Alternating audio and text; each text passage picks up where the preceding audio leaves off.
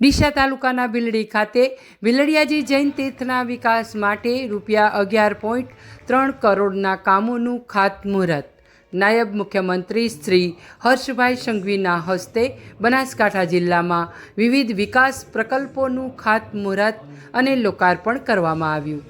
આ દરમિયાન ડીસા તાલુકાના ભીલડી સ્થિત ભીલડિયાજી જૈન તીર્થના સર્વાંગી વિકાસ માટે ₹11.3 કરોડના કામોનું ખાતમુહૂર્ત કરવામાં આવ્યું। નાયબ મુખ્યમંત્રીશ્રીએ જણાવ્યું કે વડાપ્રધાન શ્રી નરેન્દ્રભાઈ મોદીના નેતૃત્વમાં રાજ્ય સરકાર વિકાસ સાથે વિરાસતના સંરક્ષણ માટે પ્રતિબદ્ધ છે।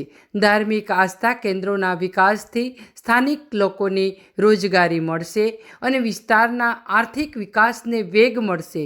આ પ્રસંગે રાજ્યમંત્રી શ્રી પ્રવીણભાઈ માળીએ જણાવ્યું કે સરકાર દ્વારા ધાર્મિક અને સાંસ્કૃતિક સ્થળોને વિકસિત કરી શ્રદ્ધાળુઓને વધુ સુવિધાઓ ઉપલબ્ધ કરવામાં આવી રહી છે, જેના કારણે પ્રવાસન અને સ્થાનિક વેપાર ધંધાને પ્રોત્સાહન મળશે।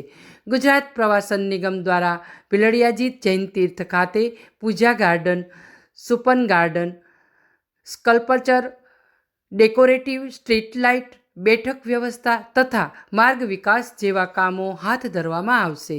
આ કાર્યક્રમમાં ધારાસભ્યો, સ્થાનિક આગેવાનો, મંદિર ટ્રસ્ટીઓ, અધિકારીઓ અને મોટી સંખ્યામાં નાગરિકો ઉપસ્થિત રહ્યા હતા। આ પ્રસંગે ભીલડી વિસ્તારના લોકોએ સરકારનો આભાર વ્યક્ત કર્યો હતો। રિપોર્ટ નરેશ મોદી, ભીલડી।